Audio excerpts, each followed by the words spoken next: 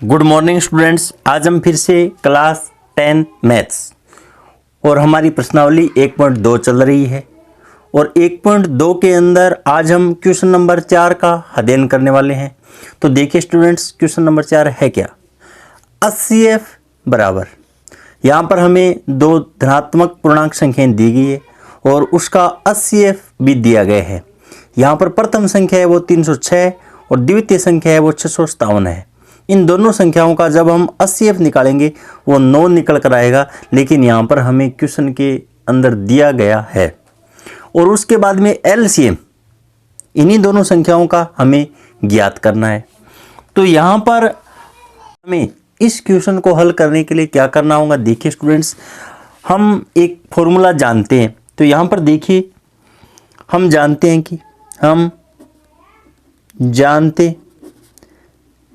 कि HCF into LCM बराबर प्रथम संख्या गुणा द्वितीय संख्या। और यहाँ पर हमें क्वेश्चन के अंदर क्या क्या दिया गया है। देखिए स्टूडेंट्स, प्रश्नानुसार यहाँ पर हमें एक तो HCF का मान दिया गया है और वह कितना है, 9 है।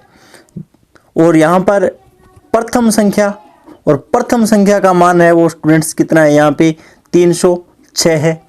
जबकि द्वितीय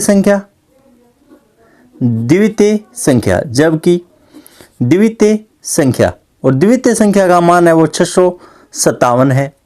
तो यहाँ पर हमें जो चौथा मान LCM है उसको क्या है, ज्ञात करना है। तो LCM निकालने के लिए हमें क्या करना होगा।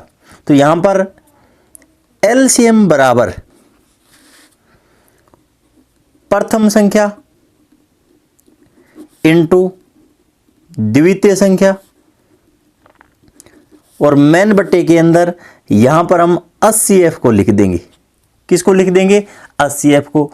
अब हमें यहाँ पर मान पुट करने होंगे। तो यहाँ पर प्रथम संख्या 306 इंटू द्वितीय संख्या 657 और बट्टे के अंदर यहाँ पर HCF का मान हमें क्वेश्चन के अंदर 9 दिया गया है। यहाँ पर अब हम इसका सरलीकरण कर लेते हैं। तो यहाँ पर 306 के अंदर 9 का जब हम भाग देंगे तो यहाँ पे भाग है वो 34 बार जाएगा। कितनी बार जाएगा स्टूडेंट से, 34 बार जाएगा। और 657 का 34 से मल्टीप्लाई आप करवा लेना साथियों। और मल्टीप्लाई करवाने के बाद में जो आंसर बनेगा वही आपका LCM होगा। तो यहाँ पर जब आप इन दोनों संख्याओं का गुणा करते हो तो आपके पास 22,338 मान आएगा, 22,338, जो कि आपका क्या होगा, अतः LCM बराबर 22,338 आपका क्वेश्चन नंबर 4 का आंसर बन जाएगा। उसके बाद में क्वेश्चन नंबर 5 देखिए स्टूडेंट्स। क्वेश्चन नंबर 5, जांच कीजिए कि क्या किसी प्राकृत संख्या n के लिए संख्या 6 की पावर n अंक 0 पर समाप्त हो सकती है। तो यहाँ पर हमें जांच करके दिखलाना है। तो इस क्वेश्चन का आंसर जानने के लिए हमें सर्वप्रथम क्या मानना होगा और किस प्रकार से मानना होगा। तो देखिए स्टूडेंट्स, माना कि किसी संख्या small n belongs to capital N के लिए 6 की पावर n अंक 0 पर समाप्त होंगी तो वह 5 से विभाज्य होंगी। तो यहाँ पर हमने सर्वप्रथम स्मॉल n प्राकृत संख्या में से बिलोंग करवाया है और ये यहाँ पर 6 की पावर n अंक 0 पर तभी समाप्त होंगी जब वह क्या है, 5 से विभाज्य है। अर्थात हम क्या कह सकते हैं, 6 की पावर n के अभाज्य गुणनखंड में अभाज्य संख्या 5 आनी चाहिए। क्या आनी चाहिए, 5 आनी चाहिए। जब हम 6 के अभाज्य गुणनखंड करते हैं तो यहाँ पर इस गुणनखंड के अंदर 5 संख्या है वो आनी चाहिए। तो यहाँ पर हम देखेंगे 5 आता है मान या नहीं आता है। परंतु 6 के अभाज्य गुणनखंड, जब हम 6 के अभाज्य गुणनखंड करते हैं तो देखिए स्टूडेंट्स, 2 और 3 दो ही मान आते हैं केवल, यहाँ पर 5 तो नहीं आ रहा है। तो फिर हम क्या करेंगे, देखिए, इसलिए 6 की पावर n के अभाज्य गुणनखंड, और हमें यहाँ पर 6 की पावर n की अभाज्य गुणनखंड करने हैं तो यहाँ पर हम पावर के अंदर n लगा देंगे। अतः स्पष्ट है कि 6 की पावर n के अभाज्य गुणनखंड में 5 का कोई स्थान नहीं है। 5 का यहाँ पर कोई भी स्थान नहीं है। आप चाहें तो इतना भी आंसर दे सकते हो। अगर आप इस आंसर को अगर कुछ लंबा करना चाहते हो या ये क्वेश्चन 3 नंबर या फिर 4 नंबर के अंदर पूछा जाता है तो यहाँ पर हमें क्या करना होगा, इस आंसर के अंदर एडजस्टमेंट कर देना होगा। तो यहाँ पर देखिए स्टूडेंट्स, अंकगणित की आधारभूत प्रमेय की अद्वितीयता हमें ये निश्चित कराती है कि 6 की पावर n के गुणनखंडन में 2 और 3 के अतिरिक्त और कोई भी अभाज्य गुणनखंड नहीं है। इसलिए ऐसी कोई संख्या स्मॉल n नहीं है जिसके लिए 6 की पावर n अंक 0 पर समाप्त होंगी। तो यहाँ पर ऐसी कोई भी संख्या नहीं है जो 6 की पावर n अंक 0 पर समाप्त हो जाए। तो इस प्रकार हमने क्वेश्चन नंबर 5 का भी आंसर जान लिया है। तो आगे देखिए स्टूडेंट्स, हम क्वेश्चन नंबर 6 को किस प्रकार से हल करते हैं। आगे देखिए स्टूडेंट्स, क्वेश्चन नंबर 6, व्याख्या कीजिए कि 7 गुणा 11 गुणा 13, और यहाँ पर ध्यान देना स्टूडेंट्स प्लस का चिन्ह है और उसके बाद में 13, और 7 गुणा 6 गुणा 5 गुणा 4 गुणा 3 गुणा 2 गुणा 1, और यहाँ पर वापस से हमें ध्यान देना होगा, यहाँ पे प्लस का चिन्ह है और उसके बाद में 5 भाज्य संख्याएं क्यों हैं। तो इसकी व्याख्या के अंदर हम क्या लिख सकते हैं, देखिए स्टूडेंट्स, सर्वप्रथम यहाँ पर 7 गुणा 11 गुणा 13 और प्लस 13, यहाँ पर कॉमन मान है वो 13 बन रहा है। तो 13 को यहाँ पर बाहर कॉमन लेने के बाद में अंदर जो मान बचता है वो 7 × 11 और प्लस 1 हो जाता है। लेकिन यहाँ पर 13 क्या आ गया, कॉमन आ गया। तो ये एक अभाज्य संख्या नहीं है क्योंकि 13 इसका क्या है, एक गुणनखंड है।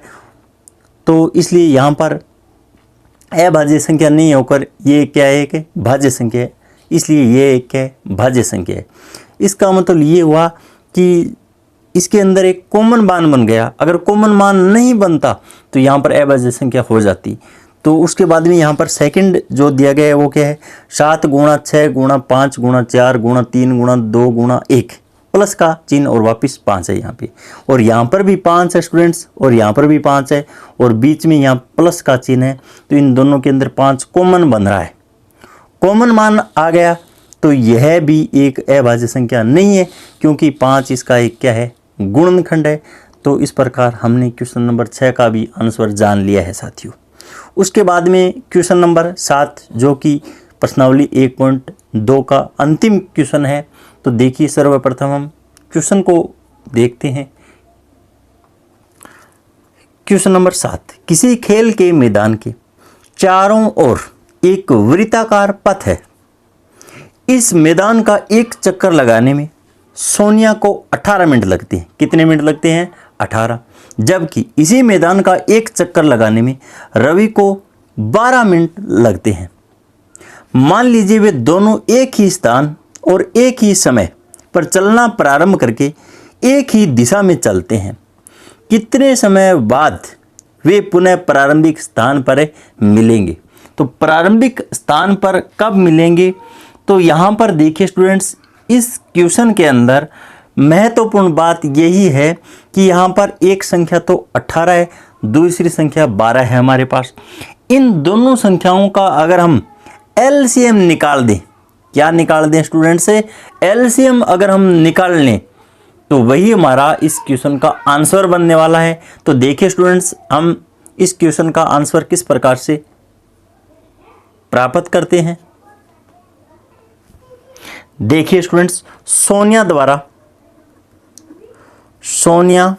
द्वारा मैदान का एक चक्कर लगाने में लगा समय और वह समय कितना है, देखिए साथियों, 18 मिनट है। कितना है, 18 मिनट। ठीक इसी प्रकार रवि द्वारा मैदान का एक चक्कर लगाने में लगा समय और वो कितना है, 12 मिनट है साथियों। कितना है? 12 मिनट। वे पुनः प्रारंभिक स्थान पर मिलेंगे। तो यहां पर वे पुनः प्रारंभिक स्थान पर मिलेंगे, तो इसका मान है वो इन दोनों संख्याओं के एलसीएम के बराबर होगा। एलसीएम 18 और 12 का। अगर हम 18 और 12 का लैसन निकाल लेते हैं तो यही हमारा परिणामी आंसर होगा। तो सर्वप्रथम हम इसलिए 18 और 12 के अभाज्य